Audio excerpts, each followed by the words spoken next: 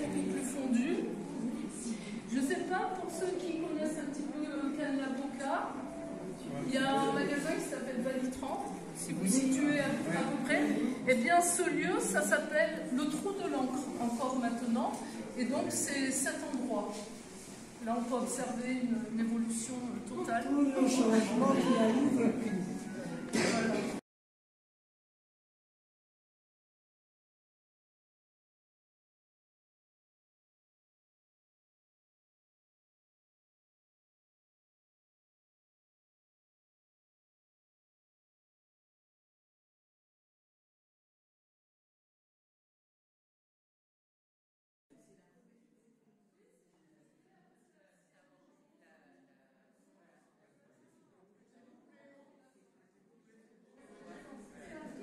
Est et vue ouest. Et en fait, elles étaient dans la gare de départ funiculaire, donc dans le bas.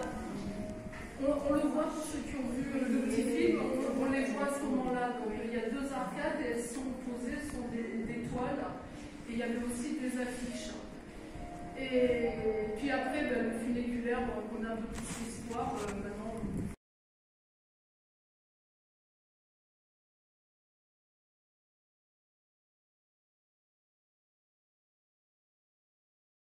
Dans les années 45-40, enfin de 40 à 48, l'année de son décès, il y a encore une forme il y a une transformation, il y a une évolution, et ça tend à être plus abstrait.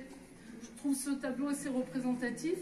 Vous voyez, il n'hésite pas à racler carrément le fond et à mettre juste en relief juste les éléments qu'il souhaite accentuer, voilà.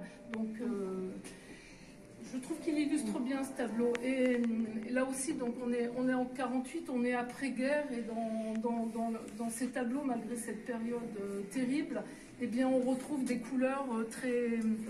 Oui, tout à fait. Il y a du fuchsia, on peut trouver enfin, il y a un vert émeraude, enfin, que des couleurs qui tirent vers le haut et et des couleurs communicatives, j'ai envie de dire. Voilà, donc ça, je trouve, c'est vraiment des tableaux où il y a une évolution.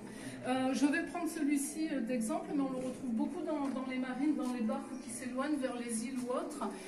Cannes est toujours suggéré au fond, toujours le Suquet et la tour. Là aussi, là on est sur les îles, on est sur l'île Saint-Honorat. Il est fasciné par les pins, hein, les pins, le mouvement du vent là dans l'arbre. Et puis Pardon ? Ça donne des couleurs différentes. Oui, tout à fait. Oui. Puis c'est vrai qu'on l'appelle le peintre du soleil, mais j'ai envie de dire le peintre de la lumière. Parce que pour lui, l'ombre n'est pas une absence de lumière, mais une lumière différente.